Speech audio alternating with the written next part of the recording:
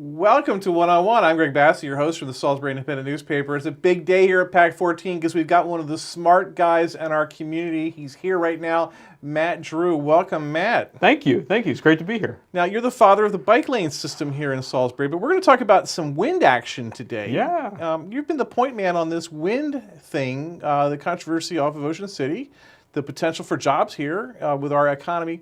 What's going on with this wind thing? Because people don't really seem to understand. Sure. So it's an exciting project because offshore wind is coming to the United States. Doesn't really exist here. We have 5 wind turbines that were built about a year and a half ago off the coast of Block Island. But aside from that, there are no offshore wind farms in the United States. In Europe, there are over, I think it's 12 gigawatts of power. So there's wind turbines everywhere. There's countries that have 20 to 30% of their electric supply that are being generated by wind. There are 40,000 people in the country of Denmark are employed by the wind industry. So it's an industry that's been around for about 25 years in Europe, and it's just now coming to the United States. So it's an exciting thing because if you look at a satellite image of the United States at nighttime, and you see where all the lights are, they tend to be in coastal areas. They tend to be in New York City, all the way down to Virginia Beach. And if you look at the resource maps of where the winds are strongest offshore, the best winds to be harvested are in those same areas. So the idea of offshore wind is that you're pairing a new way of generating renewable power with and placing it where the demand is. So the solution is close by. Yeah, it's very close by. That's exactly right. Yeah, interesting. Now, what's been the resistance here in America to wind? Now, like you go out west, Midwest, even Oklahoma, you see windmills. You see windmills everywhere, but not around in the ocean, which would be logical, it seems. Right. The biggest resistance that we see is the concern about the change in the view, because offshore wind, to be fairly economic to build it, it needs to be in the somewhat shallower waters that are closer to the coastal areas, so that the foundations don't have to be super deep. The cable runs to get into shore and connect to the grid don't have to be super long. So about probably 8-9 years ago, we remember the Cape Wind project that was off of the Cape Cod area of Massachusetts. It was destined to be the first offshore wind project for the United States. It died a slow death, and actually it died its final death sometime in the fall of last year, where the lease rights completely ran out. And the big concern with that was people were very concerned about how offshore wind turbines would look, and what that might mean to tourism, what that might mean to people's property values. So that certainly, we've seen that in Cape Cod. We have concerns, in our community about the 2 projects that are being proposed for the coast of Maryland. The same kind of impacts are being concerned by the folks who are in Ocean City right now. Right, and it's kind of become an issue all of a sudden. And it's one of those things everyone seemed on board. And then I remember there was a design sketch where you could see the windmills offshore. And in Ocean City, the debate changed by that one little graphic in the paper. It was like the gas curtain around the world. That's exactly right. That's exactly right. Because it was a rendering of that was prepared by one of the developers, and the developer wanted to make sure that they picked, in essence, almost the worst case conditions. They picked the clearest potential day. They picked the sun angle that would make it the most contrast, and they got a huge reaction as a result of that. Yeah. Right. That's exactly right. Now, but the reality is something else. Yeah, because anybody that lives here on the Eastern Shore, the 3 H's of the typical summertime weather forecast: hot, hazy, and humid. And if you talk to an offshore fisherman, any of the commercial fishing people, when they go offshore, 20, 30 miles, fish for the day. When they're returning back, they say the best case is usually when you get about 5 to 8 miles away is when you finally start to see the large buildings, the condominiums that are in Ocean City as you're returning back to port. Right. The wind turbines are being planned are at least 12 miles. In some cases, they're going to be 23 miles offshore, depending on where they're placed within the designated areas. So it's going to be, will you never see them? No.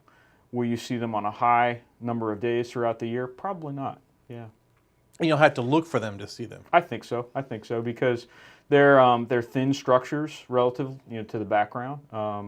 They're the blades themselves are very, very thin, and then the towers are a little bit thicker. But yeah, it'll be hard to see. It'll be hard to see. So even though Ocean City is suddenly opposed, and they've hired a big-time lobbyist Right. to work in Annapolis against this, Right. there's already some approval in this thing. There are developers in place. They've been they've bid or however been awarded the land, Right. and they're ready to go. Right. It's been a several years-long process to get to this point. There were very specific wind energy areas. So think of it as the property line that might describe where your house is built. There are similar property lines that were designed to work in concert with migration pattern of fish, birds, shipping lanes, Coast Guard, Navy, defense areas. So there are a lot of things taken into consideration, and then areas were drawn up that would work with all those considerations. And this is all by the federal government, by the Department of the Interior. That took place about probably 5 years ago. And so they developed these, in essence, leased areas. The developers bid on the rights to build in those lease areas, and then 2 of them won the rights to build. And then once they established those leased areas, they then started to do a lot of survey work, exploration work within those areas to figure out how soft the sand is, whether or not there'd be scouring of the bottoms that might wash the foundations away, lots of things like that. So there was time put into that. But the bigger thing was that the Maryland legislature in 2013 passed legislation that allowed for an offshore renewable energy credit. That encouraged it. And in fact, it provided the vital financing mechanism, if you will, because offshore wind, as it exists today for these first projects in the United States, is going to be slightly more expensive than conventional sources of power. Over time, as we build more projects and develop economies of scale, we will be closer to where Europe is now, where this last year there were 2 projects that were approved where there was no subsidy given by the government. So they competed against conventional sources of power on a with no intervention by the taxpayers, or by the ratepayers, I should say. So in 2013, Maryland's legislature, our leaders, passed a law that allowed for this funding through an offshore renewable energy credit.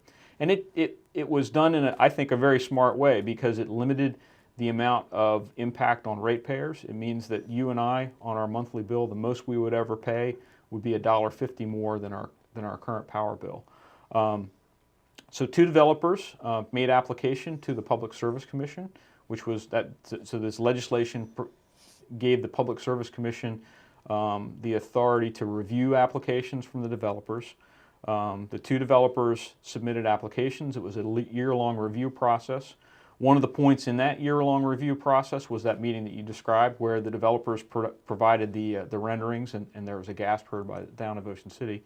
But in the end, the Public Service Commission made a finding. They granted both applicants the right to develop wind farms, with a bunch of stipulations that were attached to that as well, and I'll talk about that in a little bit. But they granted them the right to do that. There was a 30-day appeal period, and there were no appeals received. Right. Silence. And so once the appeal period went through and both developers agreed to all the stipulations, that became, in essence, a binding contract between the developers and the Public Service Commission. So we've got a binding contract for the leased areas. We've got a binding contract for the offshore renewable energy credit that's going to finance these things. So the train is down the road some distance.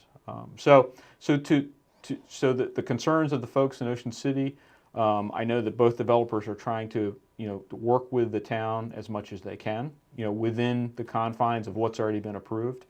One of the discussion points right now is that the town would like to see the turbines moved at least 26 nautical miles away from the coastline.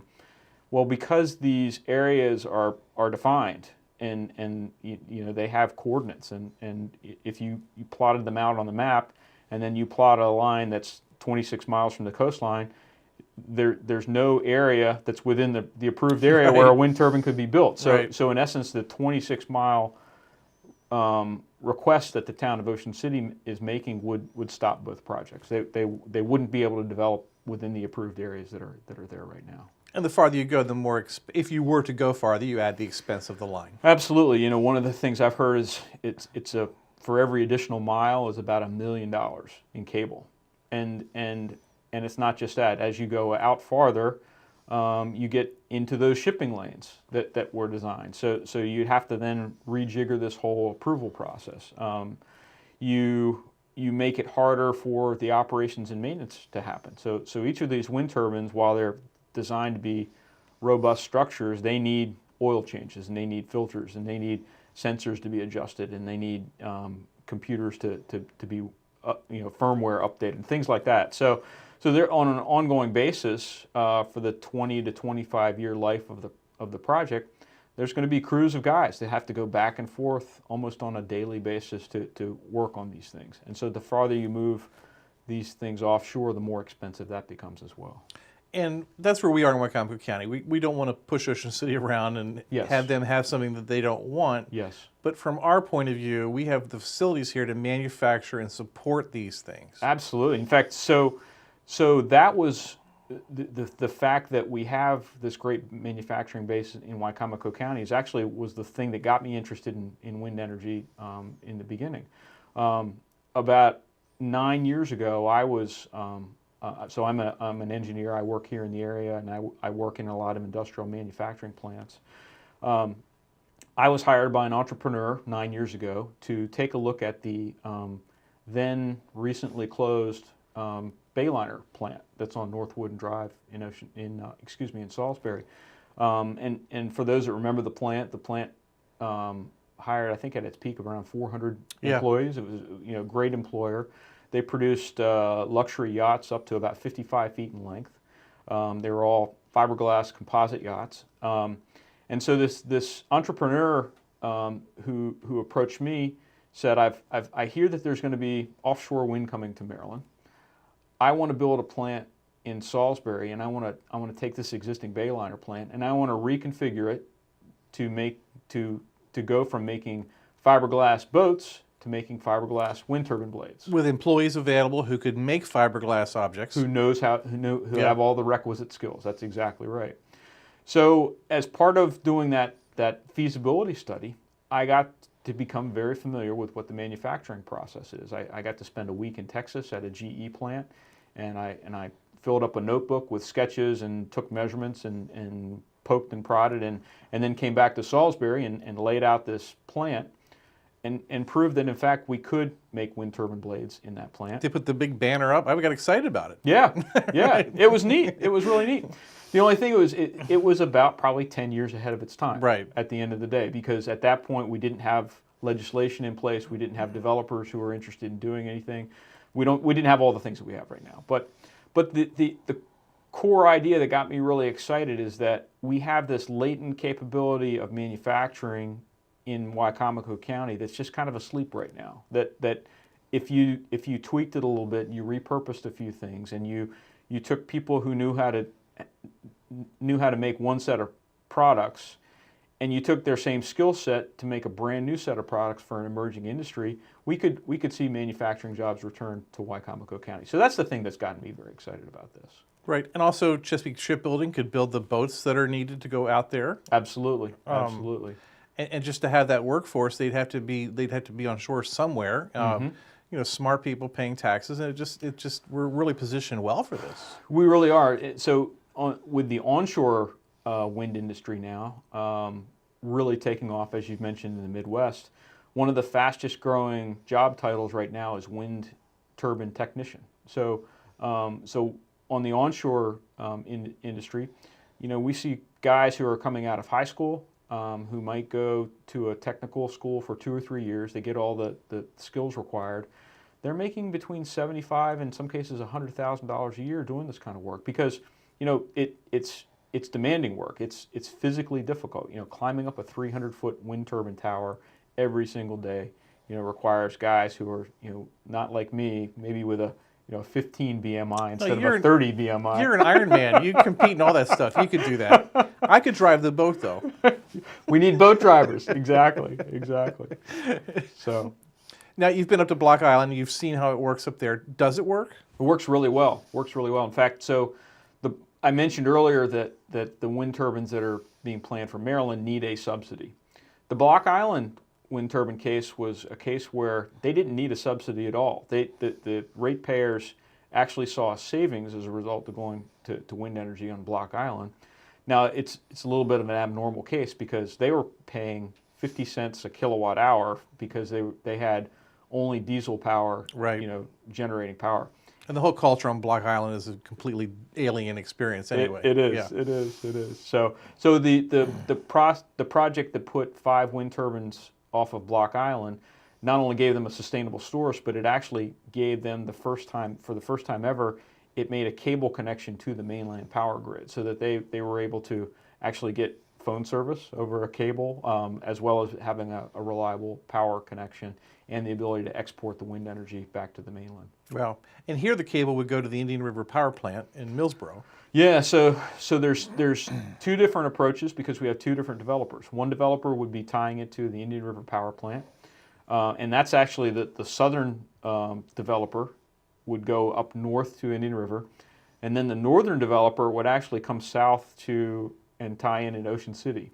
So there's going to be this magical spot in the Atlantic Ocean Where they cross. Yeah.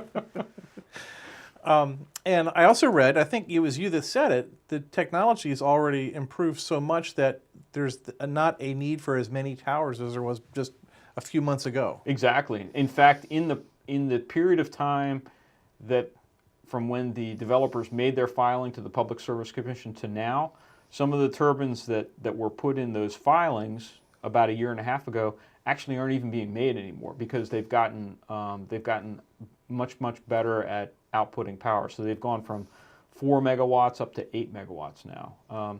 And one thing that the folks in Ocean City have kind of made hay out of that a little bit by saying that going from 4 megawatts to 8 megawatts means that they're going to be huge turbines. Engineering school, we learned something called the fan law, which is where as the rotor diameter increases, what you learn with the fan law is that the power output actually goes up as the cube. So, Right. So just because you go from 4 megawatts to 8 megawatts doesn't mean it's going to be twice as big. It's Right. actually going to be only about 12 foot bigger on the rotor diameter. So it's not an appreciable thing.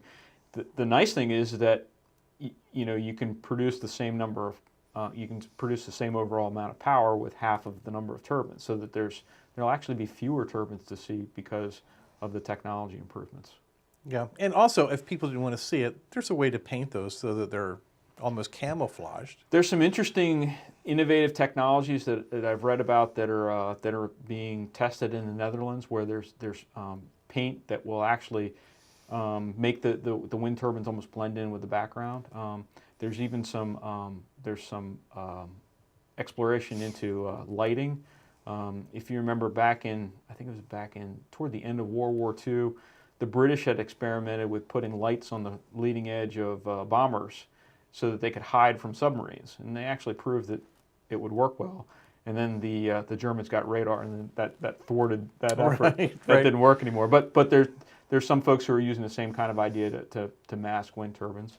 And then the other thing that's being looked at right now is that during the nighttime, one of the concerns is that there'll be blinking red lights at the top of these wind turbines so that airplanes will avoid them. There's technology that's being explored now where you would actually shut those lights off, and only when you detect an airplane approaching that you would turn the lights on, so that, again, trying to make them a little less visible from land. It's interesting how that sketch did change everything. And I was talking to somebody who was very much pro-wind, and when they couldn't wait for everyone to see the sketch because it was going to like galvanized the argument that we could do this and it would be a good thing. They were just so pro-wind that they saw it as something as beautiful, Right. as opposed to a negative. Well, and I would, this won't be a shocker. I would tend to be in that camp. When we made the trip to Block Island, I was on a tour boat with probably 50, 75 other people.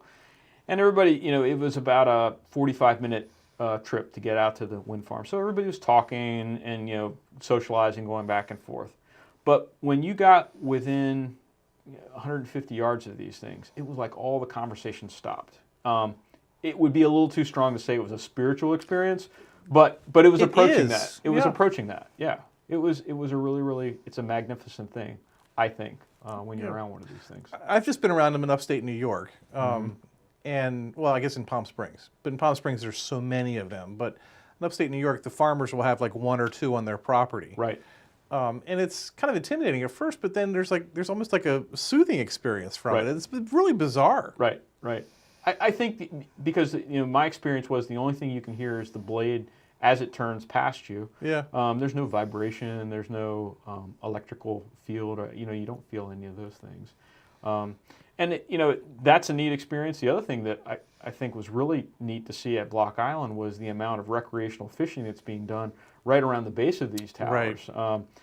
They're attractive structures that are underwater where marine life can come and hide, and the fishermen love going to them because you'll always find something that's biting right around this. Yeah, another reef type situation. Exactly. Yeah. Exactly. In your presentation, there's a photo of you at Block Island, and you have kind of a giddy expression on your face. You really seem... But I wasn't the only one. No, it was great. It was great. I really enjoyed it. So when the word subsidies comes up, people get alarmed about that, like it should pay for itself. Right, right. And I think if we in the United States follow the track of what's happened historically in Europe, it will eventually pay for itself.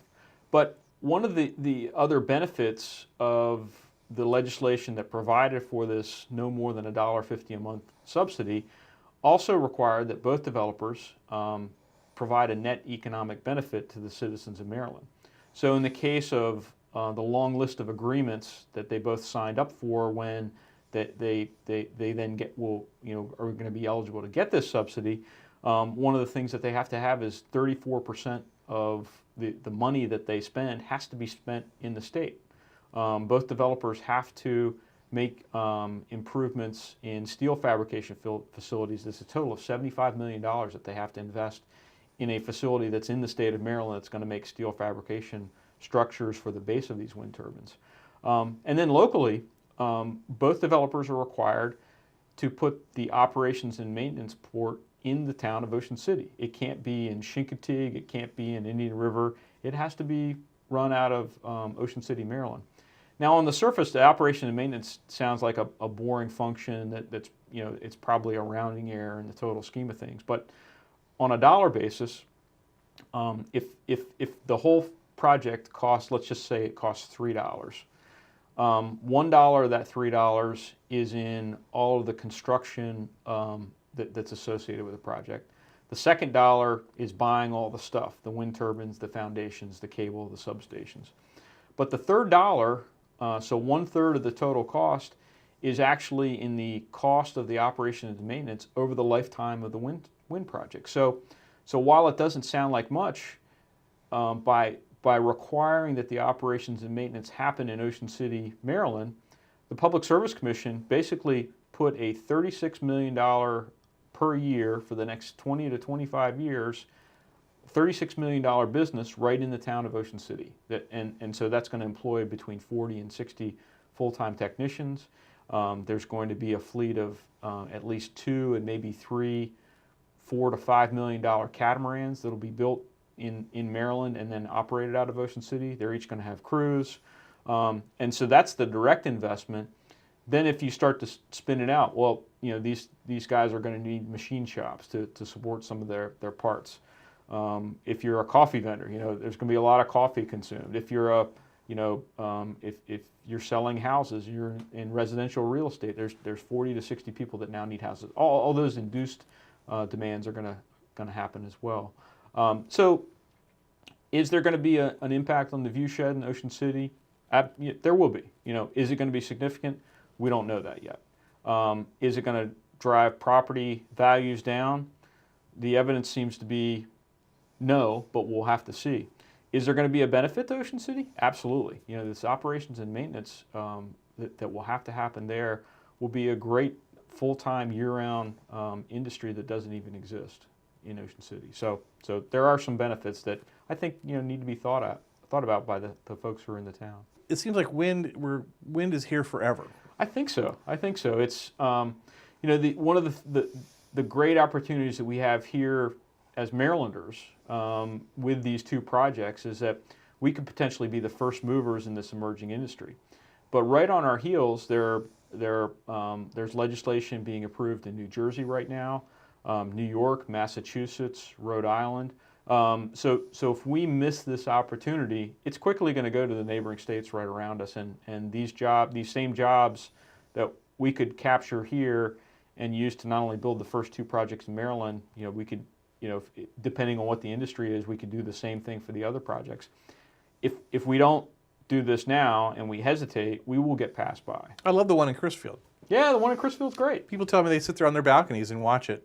I went down I'm a little bit of a groupie. I went down about 3 times during construction to just watch, to see how it was going. And every time I went down there, I wasn't the only one. I would see, a dozen people just hanging out, sitting on their tailgates of their pickups and, after work and seeing what was going on with the construction. So yeah, it's very, very popular. Before we wrap, I got to give you credit. The bike lane situation in Salisbury is far greater than I ever thought it would be. Wow. Just what's happened on Route 50 through the heart of town with the relaning there and the bike lanes. I see people using them, and it's really going well, it seems. It's going really well. I mean, the credit for those goes to the State Highway Administration, but within the city itself, there's some fantastic things that are happening. This year, let me take a step back. Last year, so a year ago, this month, we passed our first master plan, a 5-year master plan for the city that spelled out about $5.5 million of improvements. It would take us from 18 miles of rails or bike lanes and trails within the city to over 80 when you implemented the whole plan. What websites can I go to look up more about this wind if I want to know more? It's Lower Shore Wind? Yeah, we have a Lower Shore Wind website. I think it's lowershorewind.com, I believe. There's the Business Network for Offshore Wind is a great website. The Business Network is actually an industry advocacy group that was started in Maryland about 5 years ago, and now it's a national outreach network that takes European industry partners who know how to do things and pairs them up with guys like me who are interested but we don't know how to do anything. So that's another great resource. And then the two projects that are being considered for Maryland. One developer is called US Wind, so uswind.com. You can see their project, and then the other is called Skipjack, and Skipjack is being developed by a company called Deepwater. So deepwaterwind.com and uswind.com to see the information about the two projects. He's Matt Drew. He's an engineer. He does a lot of great things for our community. We're just so lucky we have smart people like him living around us. Thanks for being here, Matt. Thank you very much for the opportunity. It was a pleasure. I'm Greg Bassett from the Salisbury Independent Newspaper. Another edition of 101 right here on PAC 14.